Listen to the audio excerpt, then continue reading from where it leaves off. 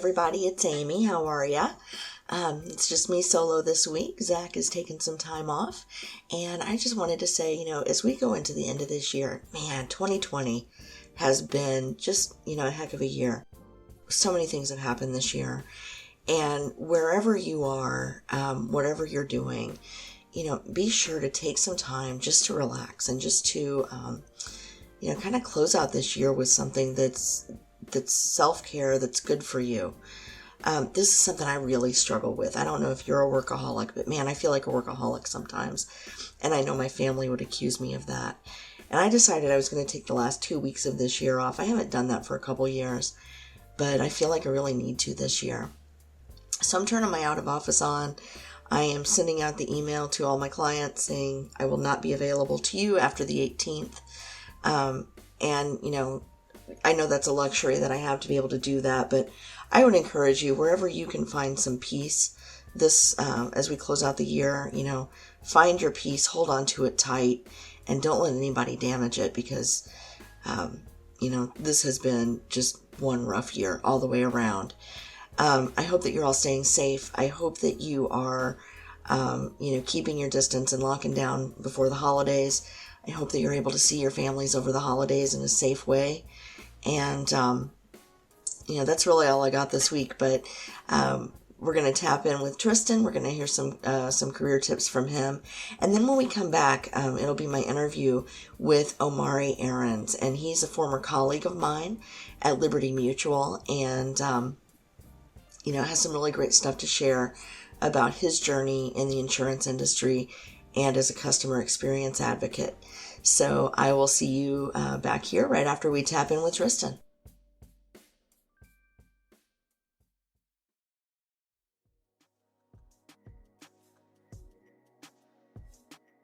What's going on, Living Corporate? It's Tristan, and I want to thank you for tapping back in with me as I provide some tips and advice for professionals. Since we talked about burnout on the last tip, I wanted to discuss what to do once you've recognized that you're burnt out. When you're burnt out, most people will tell you that you need to take some time off of work. While that may help a little bit, simply taking a vacation will not fix your burnout situation. At the end of the day, you will be the same person returning to the same job. To really make a difference in your situation, yes, take some time off, but you also want to work on changing two things: your attitude and workload. Research from the University of Bath suggests that perfectionism and burnout are closely linked. As a recovering perfectionist, I know that many of us tend to have an all or nothing mindset, which means we either complete something perfectly or we're failures. We have to get away from that mindset. Often we throw ourselves into negative thoughts and patterns. If we can recognize those thoughts and patterns so we can work to stop them, we can shift our attitude. You also want to take some work off of your plate. Take some time to have a conversation with your boss to let them know that you're feeling overworked. Prepare for that meeting beforehand by assessing your work and what could easily be transitioned to someone else, and maybe even a potential plan for transitioning it. Decreasing your workload can help you open up more time for you. After that conversation, try to be more strategic in the work opportunities you say yes to moving forward. Curing burnout requires more than just a vacation. We have to be a bit more intentional. While that can be difficult when you're already feeling drained, it's virtually the only way to come through on the other side. Thanks for tapping in with me this week. This tip was brought to you by Tristan of Layfield Resume Consulting. Check us out on Instagram, Twitter, and Facebook at Layfield Resume, or connect with me, Tristan Layfield, on LinkedIn.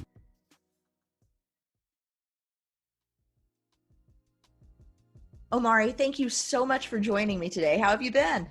I've been wonderful, and thank you so much for having me. Oh, this is a treat. So for the audience, we used to work together at the same company, and Yes. So this is like a kind of like a family reunion almost. There we go. Which is always the best kind, right? That is true. That is true. But Omari, can you tell us just a little bit about what it is that you do? First of all, your job title, and then because job titles don't mean anything outside of our own departments, what does that really mean? Yeah. So I work. Very proud to work for Liberty Mutual Insurance in the Boston area at our headquarters. And my direct job title is Director of Employee Enablement Strategy. And so what that means, right, like it's one of those titles you're like, that could be so many things. what's interesting about my role is it actually sits in our customer advocacy office. And what I do is really do the people side of our customer centric strategy.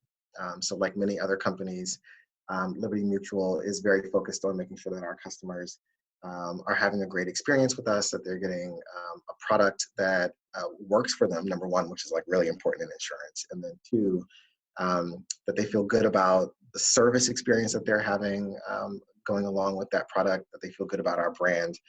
And so the work I do inside of our organization is around helping people to, no matter where they sit in the organization, whether they're in a customer facing role or if they're in home office, like I am, or one of our campuses spread across the US, is helping to think about what does it mean to put the customer first in this job. If I'm in finance, if I'm in product, if I'm in the customer advocacy office, if I'm in human resources. And so I get to have a lot of fun with people, listening to the needs of our employees, what they need for themselves for their own experience, then also what they are advocating for on behalf of our customer. Being so close to the customer and hearing and seeing firsthand what our customer needs as well. And they're making sure that that feedback gets integrated into our products and our overall strategy on how we are living out this exceptional customer experience that we want our customers to be feeling and experiencing with us. That's excellent. I want to take just a moment and put a really fine point on this, because a lot of times when I'm speaking about my own work, I will say, get to know your customers. And I don't mean internal customers, like, if you're one of the guys that, hands the papers from this person to this person, right? Like, not the people that you're handing the papers to, but actually the people who trade money for the goods and services that your company provides, regardless of the role you're in. And people say, but, I work in HR, I work in IT, whatever the thing is, right? I plug in telephones. Why do I need to know anything about my company's customers? And I always say, look, if you don't understand your customer, you don't know how to innovate within your job, because you don't know what your ultimate goal is. Yes. Yeah. But also, if you look around you and there are 50 people in your department and they all have that attitude, and you're out there talking to customers, guess who just became the most valuable person on your team? Yeah. It's a real thing in so many ways. I was very fortunate. I worked at Macy's before I came to Liberty Mutual, and had a fantastic career with Macy's. I was there for 10 years, straight out of college. And one of my bosses in HR used to say to us all the time that, yes, we're HR people and we're HR professionals, but we have to be business people too, right? And like it's just as important for us as it is for the people working in our stores organization or people in our buying and planning and merchandising office to know who the customer is. Because we were thinking about strategies to attract, retain, onboard, grow people's leadership skills, and knowing what were the things, not just how to be a great leader, strong communicator, executive presence, like all those things, all of our leaders needed as well. But we also needed people to be thinking about things like empathy in a different way, and to think about delivering hard messages and displaying a sense of urgency, right? For, it might be just a coat to you, and we sell, millions of coats a day, right? Like, but to this customer, that coat might really represent something that is life-changing, could be part of a critical moment in their experience. And it's actually one of the things that's been really interesting to me about insurance, is that I hadn't thought about insurance being a personal part of people's lives in the way that we used to talk about that when I was in retail. And so I had all this excitement about the services that we were offering. I always jokingly used to say to people when I worked for Macy's that we invented Christmas, right? Because all the stores were decorated and everything. And like in the Believe campaign, where kids were writing letters to Santa and coming in and donating to Make-A-Wish Foundation. And it was, it's just such an awesome time and experience that you're providing for people. And insurance isn't necessarily an industry where we're having people write to Santa Claus, but our ability across the industry to like really help put together people's lives, especially when they've experienced something that could be really horrific and tragic, and the need to display empathy and sense of urgency here. It's different than in the retail space, but it's still very much present. And so I've been enjoying kind of the differences and the similarities between the two industries that I've worked in so far. That's fascinating.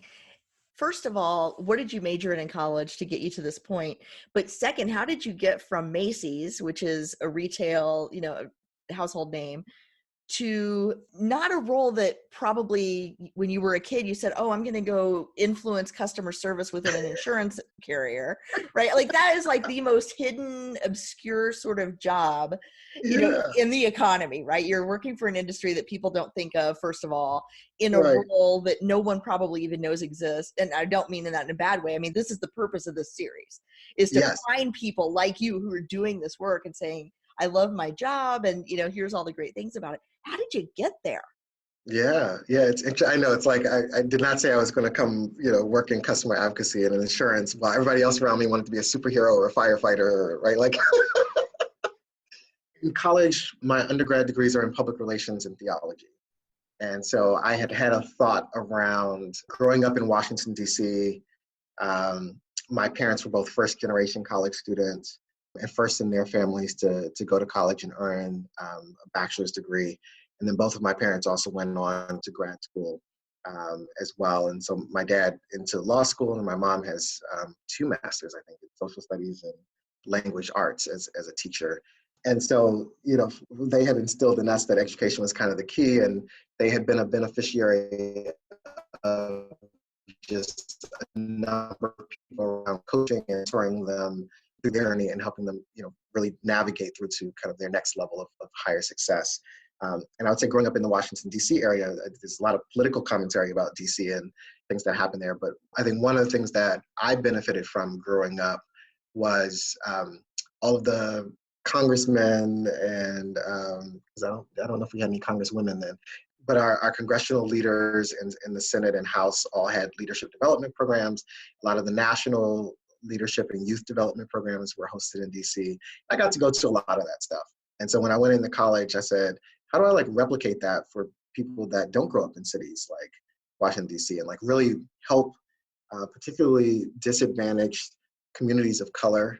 So kids that were like me, whose parents either didn't go to college or were the first ones in their family to go and didn't necessarily have all of the things handed to them and to know exactly how to do things going forward. And so I was thinking I'd go into some sort of counseling role to make sure I could help people. I started at Macy's in a development program, and so that allowed me really broad exposure.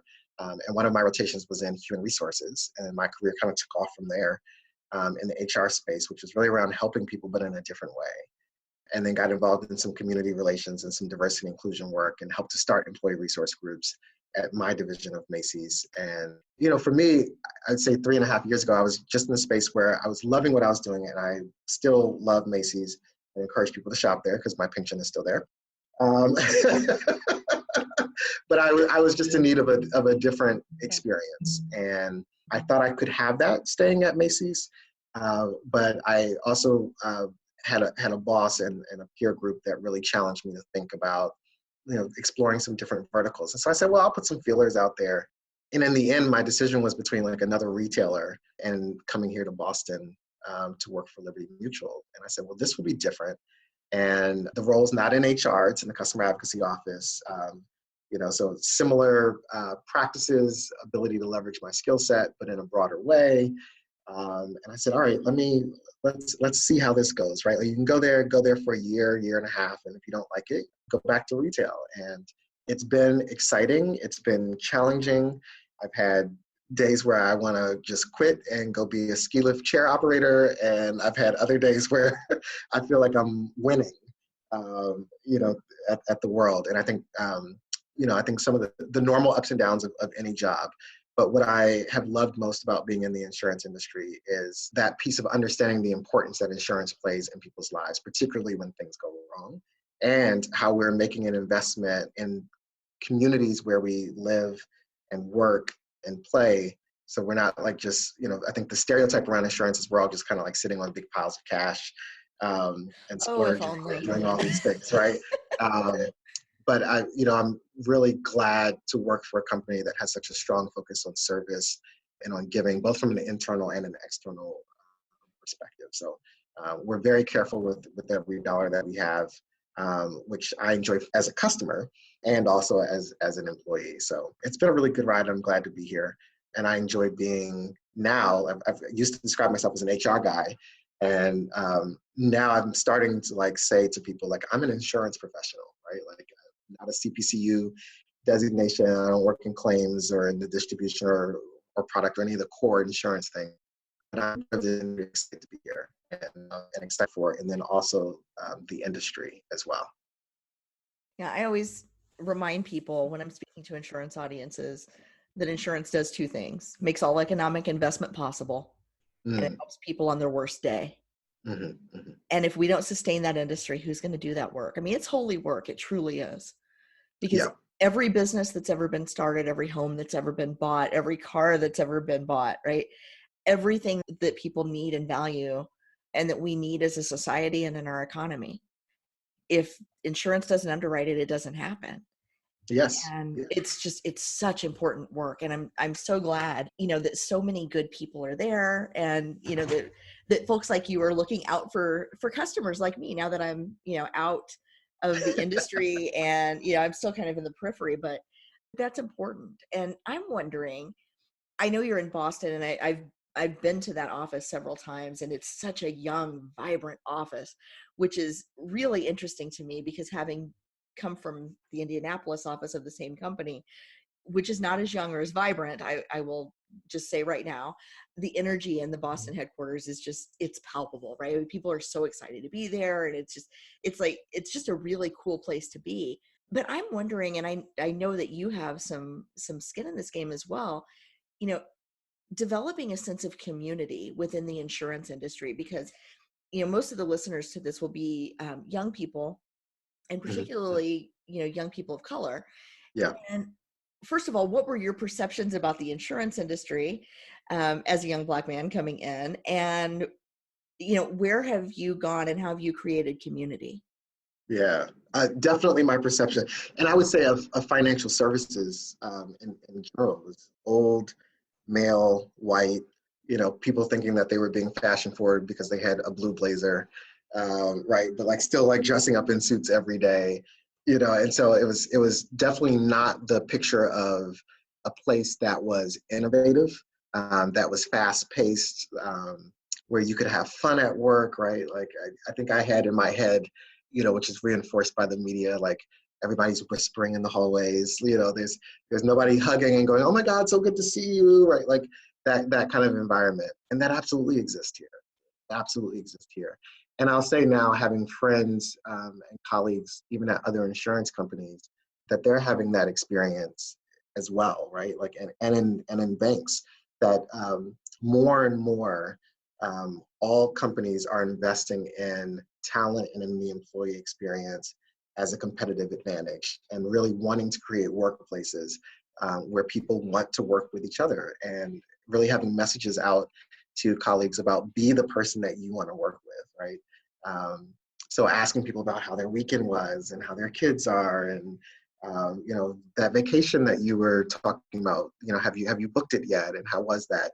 We have those conversations as well, and those are things that go to build trust and to build connection with one another. I would say for me, one of the things, having had the experience at Macy's with helping to start employee resource groups, and so I helped to start our Pride group in the Cincinnati area. It was for 3 years, and then I was leaving the role where I was in the learning and development space. And we kind of looked at some of the conversations, and they had conversation guides, just phenomenal program, phenomenal book. I kind of took that on as being a sponsor of some lean in circles in our organization as well, from like a funding and administrative perspective, to be able to sign off on some things. And, for me, I saw the impact from having been in an ERG and having been there with the before and the after effect of when we didn't have it to when we had it. And it's not that people were disengaged before we had the ERG come, or that they were disconnected from their experience, but being able to bring yourself to work more fully just opened up a different level of engagement that was absolutely critical and beautiful to see. in terms of people walking around and having this fantastic experience in the office. So for me, when I was kind of looking around at my next career options, a company having employee resource groups was an absolute like must have on my list.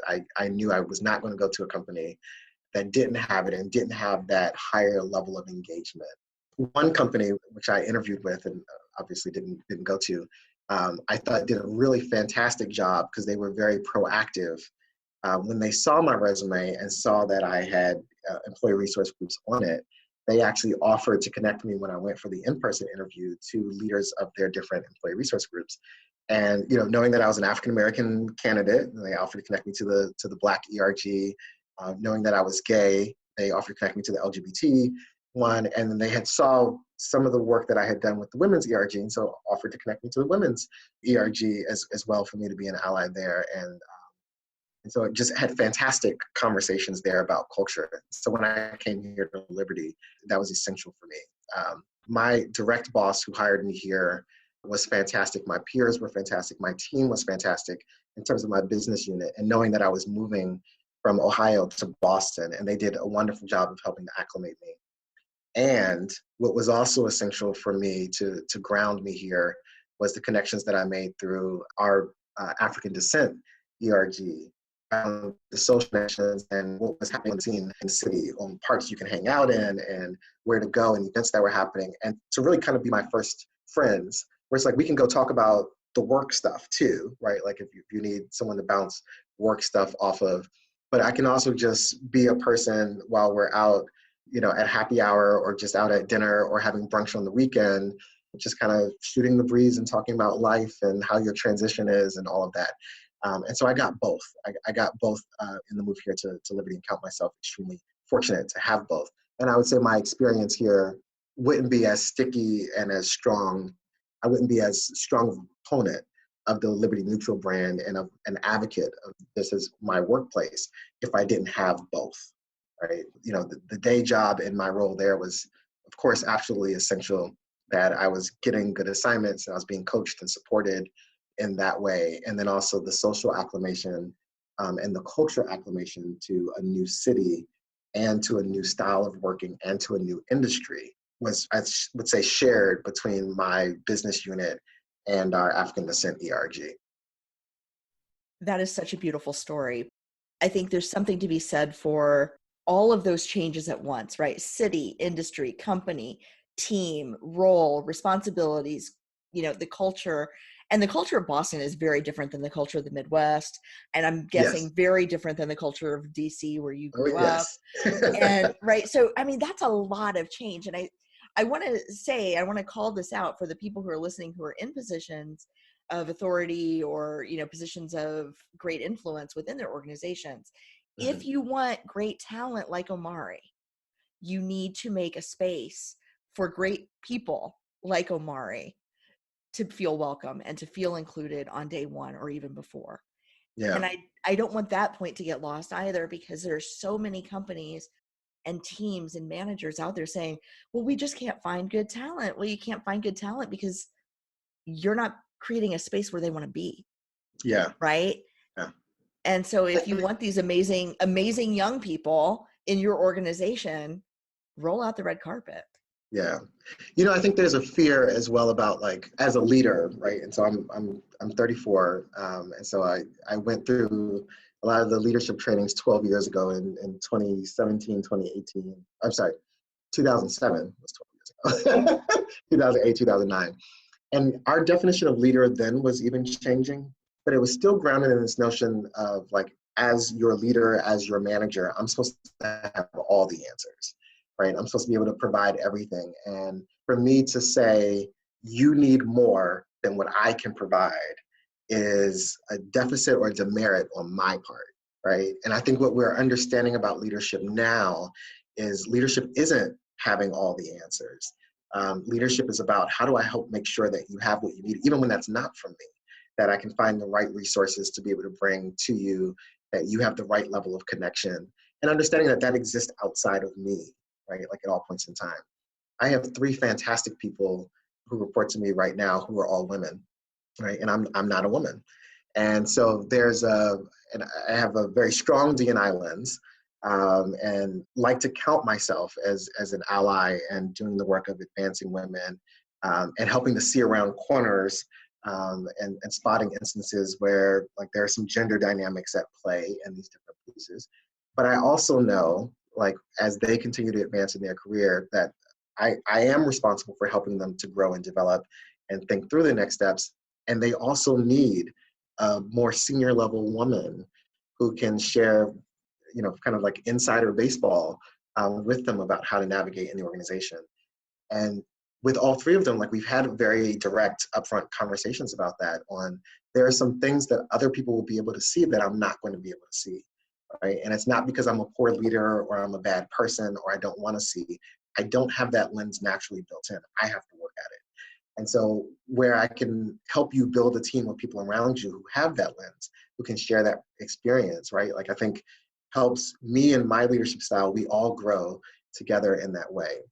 So I would, to those same people listening, I would say, like, don't be afraid to say, hey, listen, like, young Black man starting in the organization, I'm not a young Black man. I don't know necessarily what it's like to be Black in this organization, and male, right? Like, and moving. And so you might want to connect with this person, or how can I help you connect with some people? What additional resources do you need so that you have that lens and perspective? Because our shared goal is that you took this job because you want to be successful here. I hired you into this job because I want you to be successful here, right? Like, and so we have the same end outcome, and let's just think together and strategize together on, like, what does that look like for you? What do you need in order to have that happen? And know that it's okay to say to that person, I know that there's another lens here that I don't have.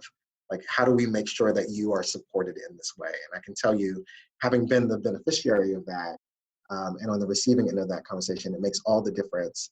Because I think people struggle with, do I bring it up? Do I say to my manager, like, I think I need this? How are they going to take it if I say, I really want to spend some more time with this person, in this department? It's not like I need them to be my manager and not you to be my manager. So it's like, we can step away from that fear piece of it and just be authentic and direct and honest and transparent, and just say, hey, we both want success here.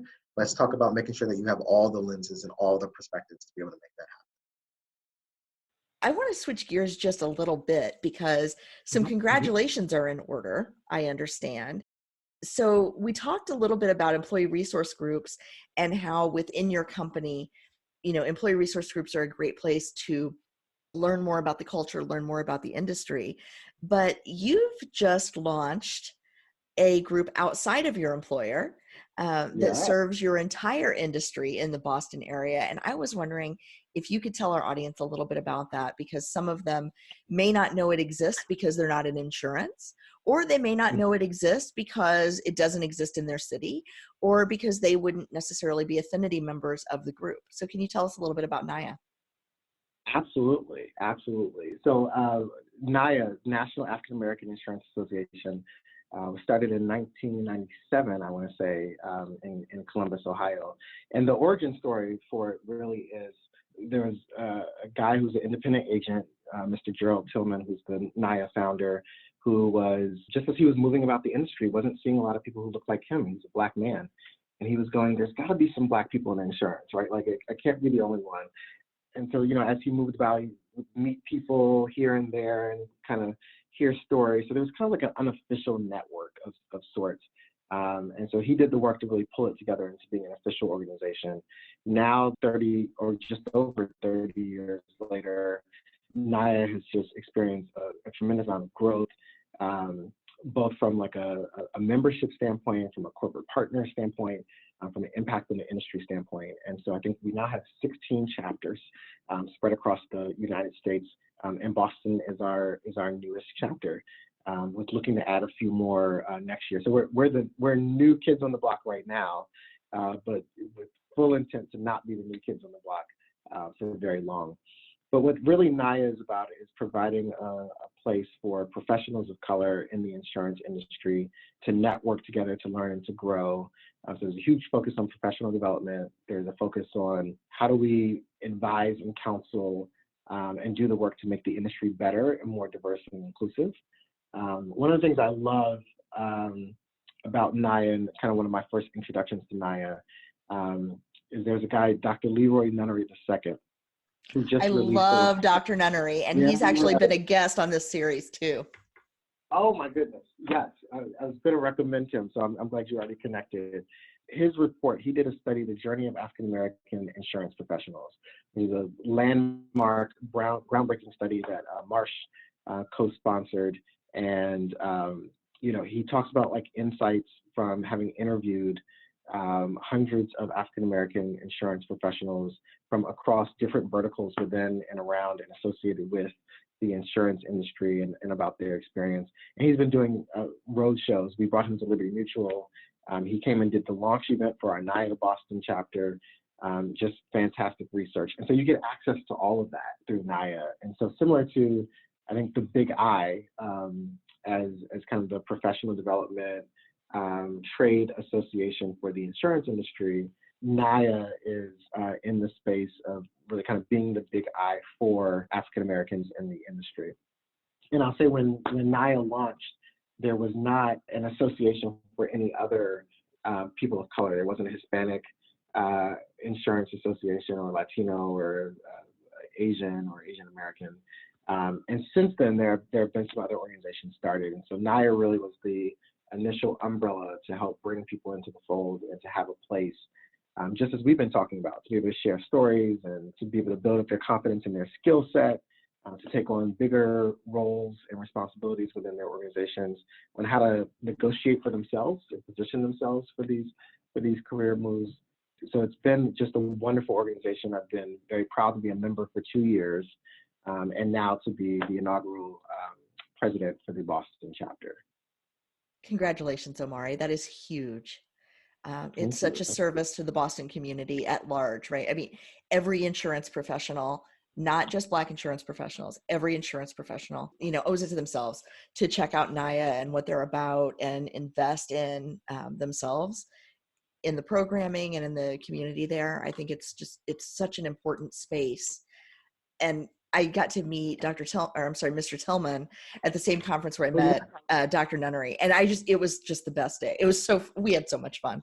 I just enjoyed talking to them so much. What amazing people they are. And just depth of knowledge and passion for the industry, but passion for the community as well. And where those two overlap, it's just magic, I think. I'm so excited to see Boston added to the list of chapters. And I was thrilled when I saw that you were leading that charge. So congratulations. They kind of twisted my arm a little bit into it, I think. Is that one of those things where you showed up and they're like, hey, we're glad you're here. Can you be president? Yeah. What was interesting is we had a conversation at the national conference in 2018. And I was going, we have a number of insurance companies in and around the Boston area. Boston's a unique city because of our reputation around race. I think a lot of people have read the reports on the racial wealth gap in the city as well. Mm-hmm. And so there's that story about Black people in Boston that's out there, which is absolutely true. And I take none of that away from that story. There's also a story about Black professionals who are thriving in Boston, which is a story that doesn't get a lot of media coverage because of the gross disparities in the other story around Boston. And so we were just thinking about, like, if any city needs a chapter of NAAIA, like Boston is absolutely a place that needs it. And what's wonderful is that we're joining a wonderful group of peers in the Boston area who are doing some fantastic work, both from employee resource groups that exist at a number of companies in the Boston area that are doing some diversity and inclusion work, but also thinking about the National Black MBA Association, National Association of Black Accountants. And so there's some other organizations that have like really big, meaningful, sustainable programs that are happening in the Boston area. And NAAIA is excited to be another solution in the city and part of that ecosystem where we're all working together to make the city better and then also make people better and the businesses in the city better as well. I would think too, I know that there's a Black affinity group within the Bar Association, or perhaps even a separate Black Bar Association. But I would imagine that that's a pretty thriving community in Boston as well. Yes, yeah, the Massachusetts Black Lawyers Association does some fantastic work. They have a gala that I've attended, an award ceremony every year. And they also, along with the NAACP and with the Urban League and some other nonprofit organizations, I think like the United Way has been doing some really interesting things. Big Brothers Big Sisters of Eastern Massachusetts, Boys and Girls Club. So we've got just a wonderful ecosystem of support here, and I think we all have an interest and a willingness now to really collaborate with one another and think about the solutions that we're offering in the space and like what we're offering to the city of Boston and the surrounding region. So we need everything we have, and we need more than that, and we need people who are interested and willing, who have capacity to help in whatever way they can. I always give my NAAIA pitch and say it's only $150 to become a NAAIA member. If you don't have a NAAIA chapter where you are, that's okay, because a lot of our programming on the national scale is done virtually. So you can join webinars, you get discounts to conferences, you get to hear about different events.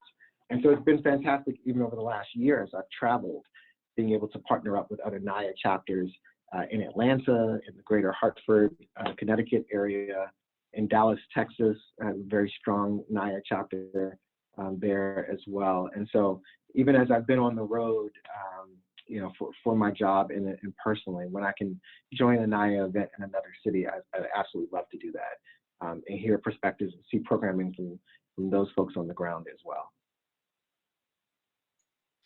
An ever-expanding community and an ever-expanding network in an industry that so desperately needs and deserves community and network and sustainability. Omari Aarons, thank you so much for your time today. I am so grateful to you for the work that you're doing, and I look forward to more exciting things from you in NAAIA, in the industry, and just personally and professionally. I just think you're amazing. Well, thank you so much, Amy. I appreciate you for the work that you're doing as well. I think conversations like this are critically important. And I think it's the insight into our personal experiences that we're living with every day that really help to move the needle and to change hearts and minds, which is really how we're going to make inclusion real for people, how we start to accomplish our diversity outcomes in terms of our numbers, racially, ethnically, from a gender perspective, right? And so these conversations are just absolutely critical, and people learn so much, and I enjoy having them with you. So thank you so much for inviting me here today for this family reunion, and I look forward to many more to come. Hey everybody, isn't he great? I love Omari. I had a chance to work with him just very briefly when we were at the same company, and now we've both moved on to other things, and I need to have him back so I can check in with what he's doing now, running his own show. But if you enjoyed that episode, if you're enjoying See It to Be It, and you're enjoying hearing about all the different career paths of these amazing people that I get to connect with, make sure that you are engaging with us on social media. Make sure you're liking us, subscribing, and giving us those 6-star reviews. And if you haven't been here before, a 6-star review is 5 stars plus some words. Words really matter. And if you can just put a few words in about, what you liked about the episode or what you like about the series, it's that 6th star that makes a huge difference in helping people find us. Now, if you want to be an active advocate and ally and accomplice to us here at Living Corporate, what you can do is after you leave that 6th star review, 5 stars plus some words, you can actually share us on social media. You can subscribe. You can talk about us to your friends and make sure everybody knows about the good work that we're doing here and how we're working hard to amplify the voices of Black and brown folks in corporate America and in the workplace in general. And I'd also like to invite you, if you're listening to this and you'd like to share your career journey with our listeners, you can go to my sign-up page at c2bshow.com. That's the letter C, the number 2, the letter B, show.com, c2bshow.com, and sign up to be a guest on See It to Be It. and let's share your career journey. And let's talk, you know, I'd love to talk to you about where you've been, where you're going, where you find community, and how others can get involved in the kind of work that you do. So I look forward to seeing y'all next week. Thanks so much for being here with us. Have a good one.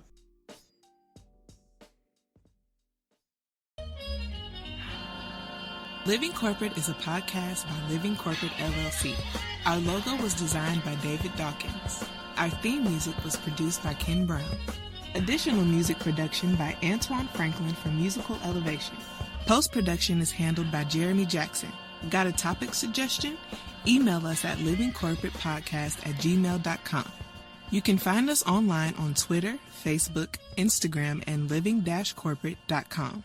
Thanks for listening. Stay tuned.